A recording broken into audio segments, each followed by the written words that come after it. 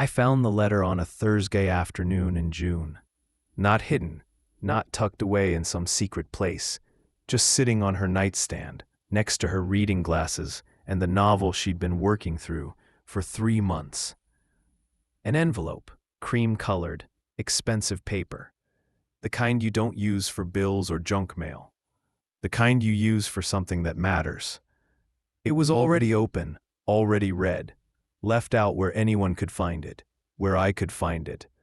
Maybe she wanted me to. Maybe after 23 years of marriage, she was tired of pretending, tired of hiding, tired of living the lie we'd both been maintaining. I picked it up, held it, felt the weight of it, knew that opening it would change everything, that whatever was inside would confirm what I'd been suspecting for months, what I'd been afraid to confront, what I'd been pretending wasn't happening.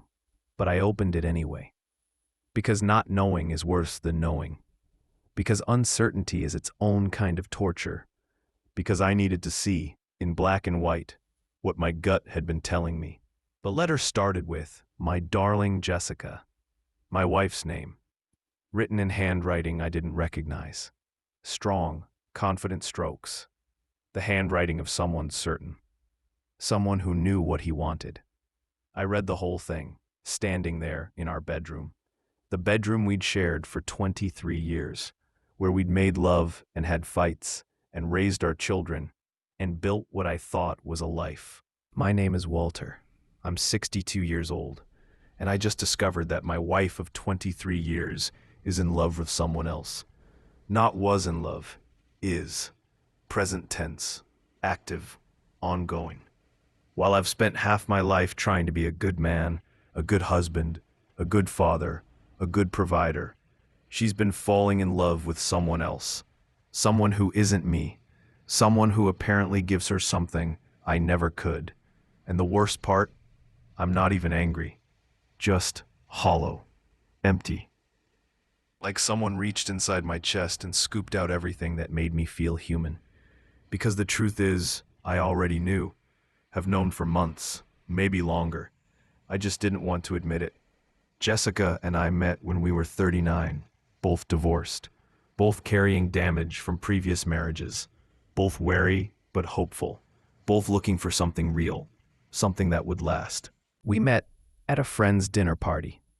She was sitting across from me, dark hair starting to show gray at the temples, laugh lines around her eyes, beautiful in that lived-in way that young women aren't yet. Beautiful because of the years, not despite them. We talked all night, really talked, about our failed marriages, our kids, our jobs, our dreams, the things we'd learned, the mistakes we'd made, the people we'd become. I liked her immediately. Not just attraction, though that was there too, but genuine liking. She was smart, funny, self-aware. She'd been through things, knew herself, wasn't pretending to be someone she wasn't. I asked for her number. She gave it. I called the next day. We went to dinner, then another dinner, then movies and museums and long walks, and all the things people do when they're falling in love in middle age. It was different than my first marriage. Steadier, less fireworks, more warmth, less passion, more comfort. We weren't kids anymore. Weren't expecting perfection. Weren't deluded about what marriage actually is. Or so I thought. We got married after dating for 2 years. Small wedding, just family and close friends. Her 2 kids from her first marriage, my daughter from mine. Everyone trying to blend, trying to become something that felt like family. It worked. Mostly, the kids got along. Jessica and I got along. We bought a house together, merged our lives, became a unit. I thought I was doing it right this time. Thought I'd learned from my first marriage. Thought I understood what women needed, what Jessica needed. I was attentive, came home from work at reasonable hours, helped with dinner and dishes and all the domestic labor that men of my father's generation never touched. I remembered birthdays and anniversaries, planned dates, kept the romance alive, or at least tried to. I was faithful, never even looked at other women. Jessica was my person, my partner, the woman I'd chosen and who'd chosen me. I took that seriously. I was supportive. When she wanted to go back to school, I encouraged her. When she started her business, I helped however I could. When she struggled or doubted or felt overwhelmed, I was there. I tried. God, I tried to be the husband she deserved, the man she needed, the partner I should have been in my first marriage but wasn't. I thought I was succeeding, thought we were happy, thought 23 years meant something. Meant we'd built something solid, something that would last. I was wrong. The first sign was about 6 months ago. Subtle, easy to dismiss, but there. She started going out more. Girls' nights, book club, yoga classes that somehow always ran late. Normal things, things wives do. Nothing suspicious on the surface. But she was different when she came home. Lighter, happier, energized in a way she wasn't when she was just with me and the kids. I noticed, but didn't say anything, because I didn't want to be that husband, the suspicious one, the controlling one, the one who questions every outing and demands explanations. I wanted to trust her, needed to trust her, because without trust, what did we have? So I pushed down the unease, told myself I was being paranoid, told myself that of course she was happier after spending time with friends. That's what friends do. They lift you up, make you laugh, remind you that you're more than just a wife and mother. I told myself that, believed it, or tried to.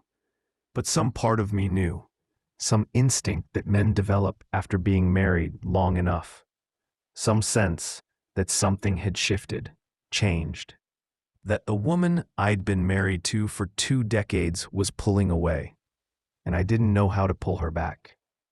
Then came the phone calls. She'd always been on her phone. That's not unusual. Everyone's on their phone these days. Work emails, texts with friends, social media. The constant connectivity we've all become addicted to. But these were different. She'd get a call and immediately leave the room. Take it in the bedroom with the door closed, or in the backyard, or in her car in the driveway. When I asked who it was, she'd wave it off. Just work. Just my sister. Just the book club organizer. Always an explanation. Always reasonable. Always just plausible enough that calling her out would make me look crazy. Controlling. Paranoid. But I noticed how her voice changed during those calls. Softer. Happier. Like she was talking to someone she actually wanted to talk to. Not like the way she talked to me.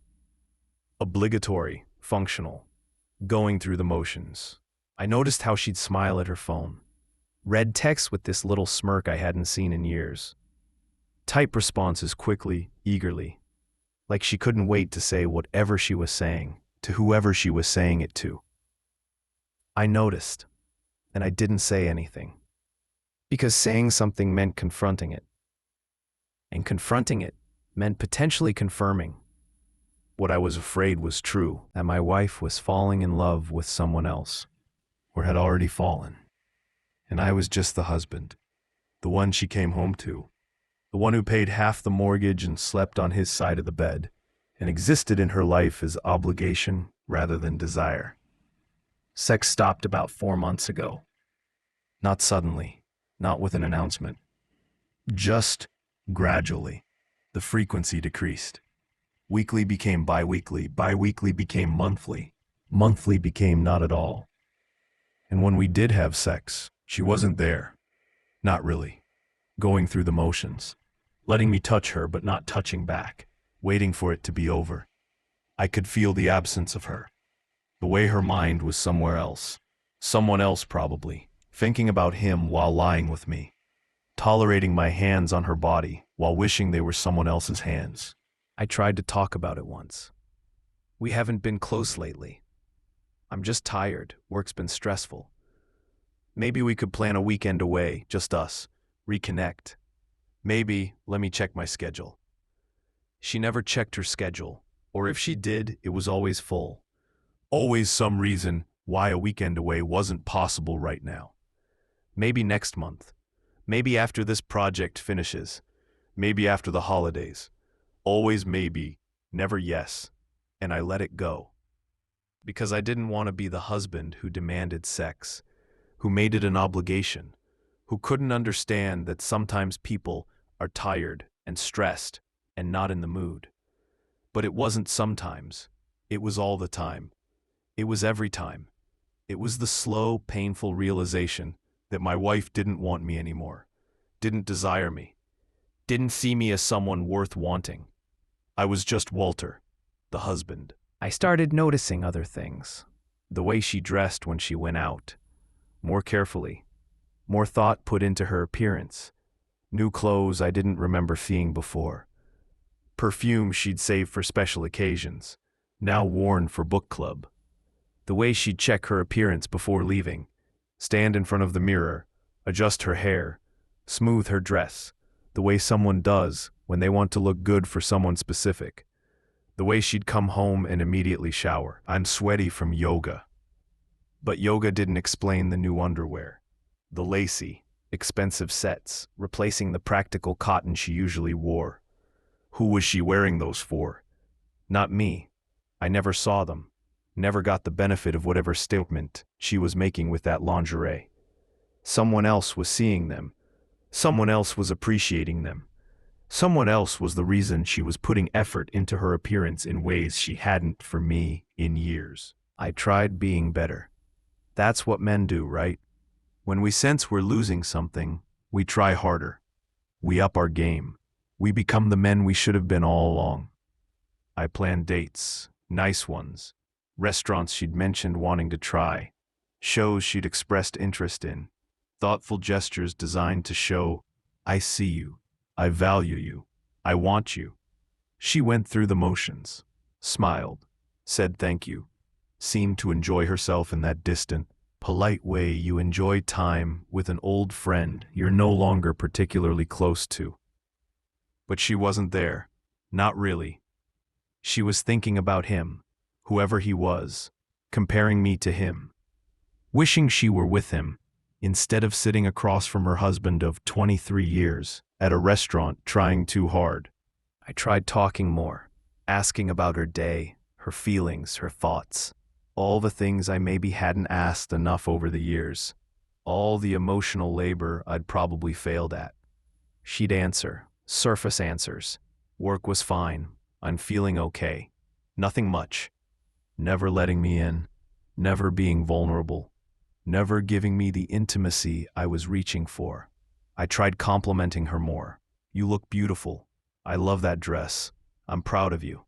She'd smile, say thank you.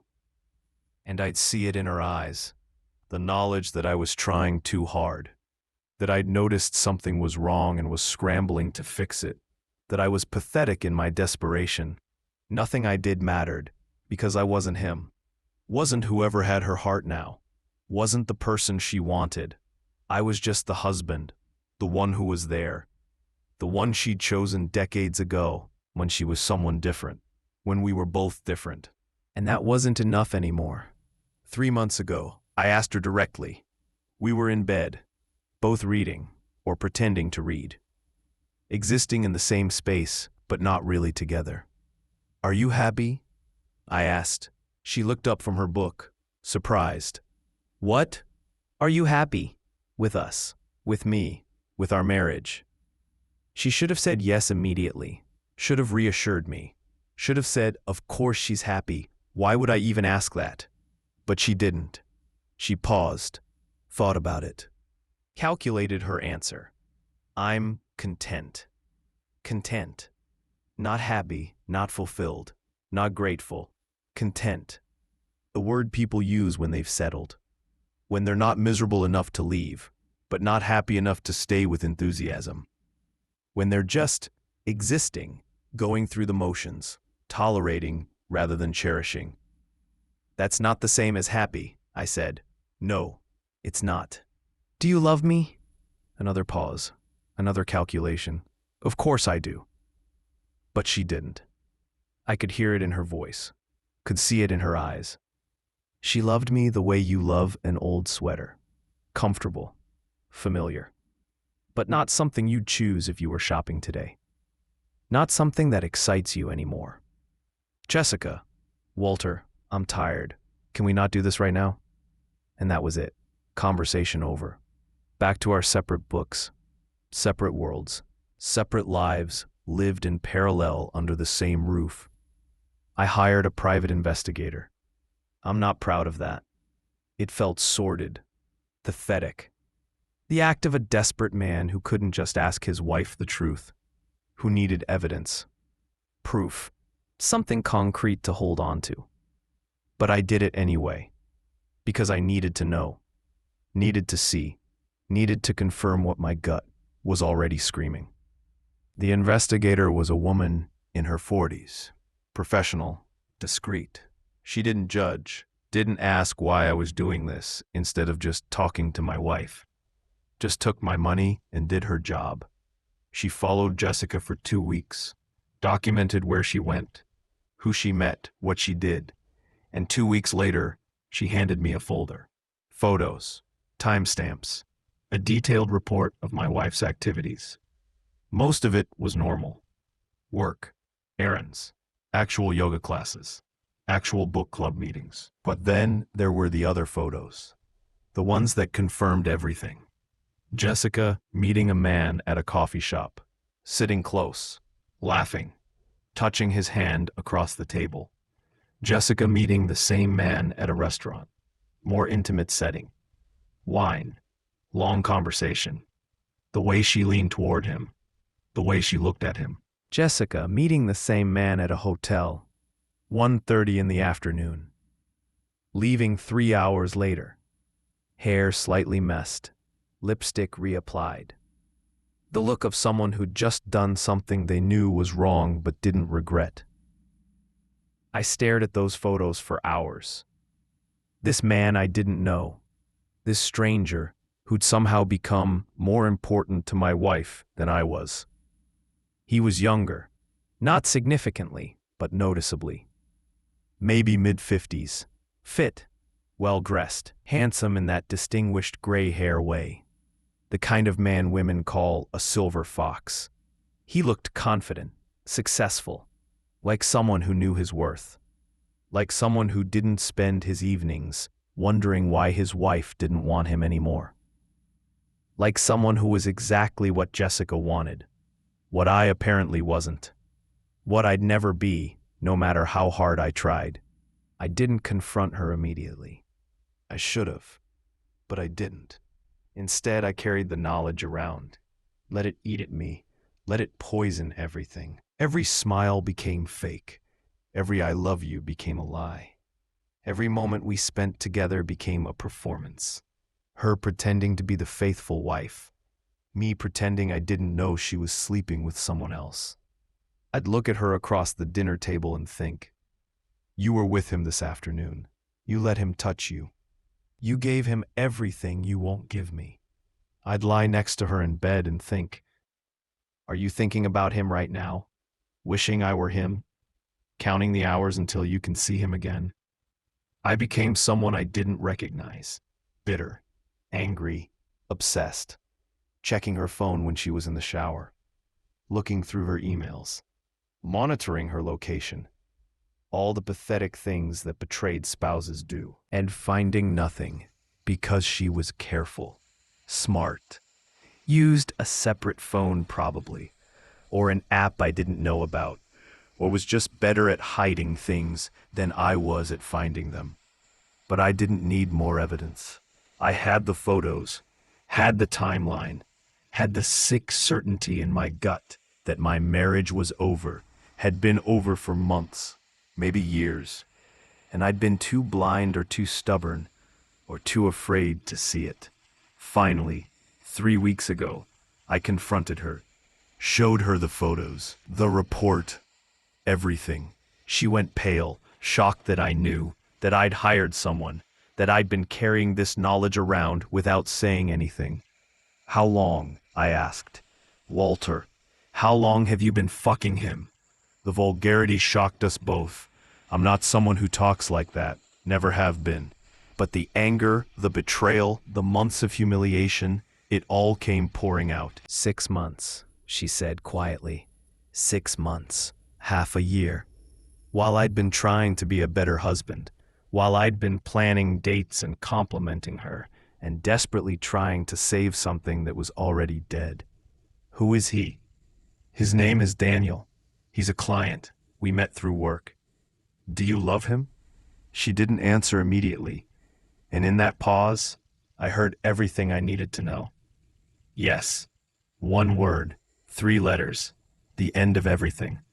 Do you still love me? I don't know. You don't know? Walter, it's complicated. No, it's not. It's very simple. You're fucking someone else. You love him. You don't love me. What's complicated? She started crying. I didn't mean for this to happen. I didn't plan it. It just happened. Things like this don't just happen. You made choices. Every time you met him, every time you lied to me, every time you let him touch you. Those were choices. We talked for hours that night. Or she talked. I mostly listened to her explanations, her justifications, her narrative of how this happened. She'd been feeling unfulfilled, like she'd lost herself in being a wife and mother, like she was invisible, when no one really saw her anymore. Then she met Daniel, and he saw her. Really saw her. Not as someone's wife or mother, but as Jessica, as a woman, as a person with desires and dreams and depth. He made her feel alive again, young again, desirable, all the things she hadn't felt in years. And I wanted to scream. I could have made you feel those things. If you'd told me, if you'd communicated, if you'd given me a chance. But I didn't, because I knew it wasn't true. Whatever she needed, whatever Daniel was giving her, it wasn't something I could provide. Not because I didn't want to, but because I wasn't him. Wasn't what she needed. Wasn't enough. I'd never been enough. I'd just been too blind to see it. What do you want? I asked finally. Do you want a divorce? She looked at me, eyes red from crying. I don't know. I need time to think. Time to think? You've had 6 months to think while you've been fucking another man. Please don't be crude. Crude? You cheated on me for 6 months, and you're worried about me being crude? I'm sorry, she said. I never wanted to hurt you. But you did. You hurt me every single day for 6 months. Every lie. Every time you chose him over me. Every time you came home from being with him and let me touch you like nothing was wrong. I know, I'm sorry. Stop saying that. Stop apologizing. It doesn't mean anything. She was quiet for a moment. Then, what do you want, Walter? What did I want? I wanted to go back in time, to fix whatever I'd done wrong, to be the man she wanted instead of the man she settled for, to make her love me the way she loved him. But I couldn't have any of that. So I said, I want you to decide, him or me, marriage or divorce. But I'm not going to sit here and be the backup plan while you figure out if Daniel is serious about you. She moved out the next day. Not permanently. Just for a while, she said. To think. To figure things out. She went to stay with her sister. Packed a bag. Kissed me on the cheek. Like we were friends parting ways after coffee. Left, and I was alone in the house we'd shared for 23 years, surrounded by evidence of our life together. Photos on the walls, her books on the shelves, her coffee mug in the cabinet.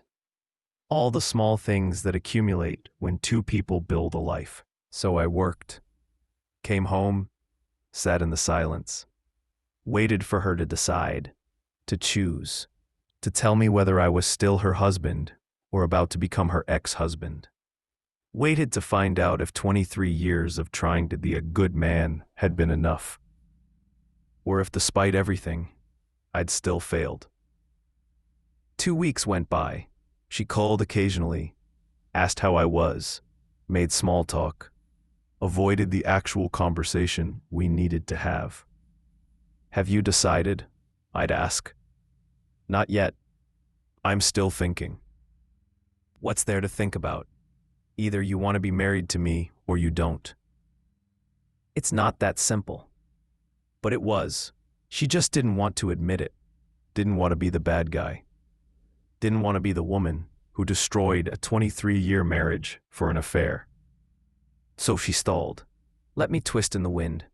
Let me wonder and worry and torture myself with images of her and Daniel together. I wondered what they talked about. Whether she complained about me. Whether he was everything I wasn't. Whether she was happier with him than she'd ever been with me. I wondered if she'd already made her decision and was just working up the courage to tell me.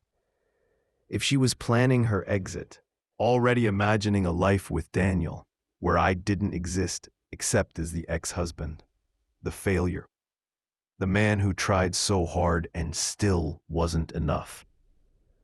That's when I found the letter. 3 weeks into her thinking time, I went to the house to get some things she'd asked for. Clean clothes, her laptop, some books. And there it was on her nightstand, not hidden, just there. The letter from Daniel. The one that started with, "My darling Jessica." I stood there reading words that weren't meant for me. Words from a man telling my wife how much he loved her. How their connection was unlike anything he'd experienced. How he wanted to build a life with her. How he'd leave his own marriage if she'd leave. He was married too. Of course he was. 2 marriages destroyed for this great love they'd discovered. 2 families, collateral damage to their passion. The letter was dated 2 days ago. Recent. Current. Proof that this wasn't cooling off, wasn't a temporary thing, was real and ongoing and probably going to win. Because how could I compete with this? With someone telling my wife she was his soulmate? His missing piece? The love of his life? I'd never said those things. Not because I didn't feel them, but because I'm not poetic, not romantic, not someone who writes letters declaring my love in language that sounds like song lyrics. I'm just Walter, the husband, the man who shows up, who pays bills, who remembers to buy her favorite coffee, who tries in small, unromantic ways to be good to her. And apparently, that's not enough. Has never been enough. Will never be enough. I left the letter where I found it. Didn't confront her about it. Didn't call her. Didn't do anything except go home and sit in the darkness and finally accept the truth. She was going to leave me. Choose him. End our marriage. Not because I'd been a bad husband. Not because I'd done anything particularly wrong, but because I wasn't him. Wasn't what she wanted. Wasn't enough. And that's what hurt most. Not the cheating, not even the lying, but the knowing that despite everything, despite 23 years of trying, of being attentive and faithful and supportive, of doing everything I thought a good husband should do, I still wasn't the man she wanted. I was just the man she'd settled for. The safe choice, the one who was there. The one who was good on paper, but didn't make her feel whatever it is Daniel makes her feel. I was the obligation. He was the desire. And desire always wins. She came back last week. Not to reconcile, to talk, to finally have the conversation we'd been avoiding. We sat in the living room, the same couch where we'd watched thousands of hours of television together, where we'd talked about our days, where we built the comfortable, boring life that apparently hadn't been enough. I'm in love with him, she said. No preamble, just the truth. I know. I want a divorce. There it was, the words I'd been dreading. The end of everything. Okay. That's all you have to say? What do you want me to say? That I'll fight for you? That I'll beg you to stay? What's the point? You've already decided. Your heart's already with him. She looked at her hands. I'm sorry, Walter. I really am. You're a good man. You've been a good husband. This isn't about you being inadequate. Isn't it? You're leaving me for someone else? That's kind of the definition of inadequate. No, it's about me, about what I need, about finding something I didn't know I was missing until I met Daniel. And I couldn't give you that, whatever it is? No, not because you didn't try. You did try. But some things, some connections, they can't be forced. Either the chemistry is there, or it isn't. We had chemistry once. We had compatibility, comfort, companionship, but not passion, not the kind that makes you feel fully alive. And I want that, Walter. I need that. Even if it's selfish, even if it hurts you. I need to feel that before I'm too old to feel anything. We talked logistics after that. Division of assets. Custody of nothing since our kids were grown. Who'd keep the house? How we'd tell people. All the practical details that reduced decades of marriage to a series of transactions. She was civil, fair even, not trying to take more than her share. Not being vindictive, just ending things as cleanly as possible, which somehow made it worse. Made me feel like I mattered so little that she couldn't even be bothered to be angry with me. Like I was just a problem to be solved, an inconvenience to be dealt with efficiently. Will you marry him? I asked. Eventually, once his divorce is final, yes. Does he have kids? 2, teenagers. And they're okay with this? With their father leaving their mother for you? She flinched. They don't know yet, but they'll adjust. Kids are resilient. Resilient. The word people use when they're about to inflict trauma and want to feel better about it. Are you happy? I asked. Really happy? She smiled. The first genuine smile I'd seen from her in months. Yes, I am. Happier than I've been in years. And that was the worst part. Knowing that my absence made her happy, that she'd been miserable with me, and only realized it when she found something better. That I'd spent 23 years thinking we were building something good, something solid, something worth maintaining. While she'd been enduring, tolerating, waiting for something better to come along. And now it had. And she was gone. The divorce papers came yesterday. Official, legal, the end, in black and white. I signed them. No contest, no fighting. What would be the point? She's done. We're done. 23 years reduced to signatures on documents and the division of property. I keep thinking about what I could have done differently, where I went wrong, what signs I missed. I'm 62 years old. I spent half my life trying to be a good man, a good husband, a good provider, a good partner. I was faithful. I was present. I was supportive. I did everything the books and articles and marriage counselors say to do. She wanted someone else, someone who made her feel things I couldn't make her feel, someone who offered her something I didn't have to give. And I have to live with that. Have to accept that despite my best efforts, I failed, that I wasn't enough, that I never was and never could be. Because that's the truth no one wants to admit. That you can do everything right and still lose. That being good isn't the same as being wanted. That trying hard doesn't guarantee success. Sometimes the person you love falls in love with someone else. And there's nothing you can do about it except sign the papers and move on. And try to figure out who you are when you're not someone's husband anymore. People keep asking if I'm okay. Friends, family. My daughter who's horrified that her mother would do this. Who wants to take sides. Who wants to hate Jessica on my behalf. I'm fine, I tell them, because what else is there to say? That I'm devastated? That I feel like a failure? That I lie awake wondering what Daniel has that I don't? That I'm terrified of dating again at 62? That I don't know how to be alone after spending my entire adult life as part of a pair. That I spent 23 years trying to be enough and learning I never was. No one wants to hear that.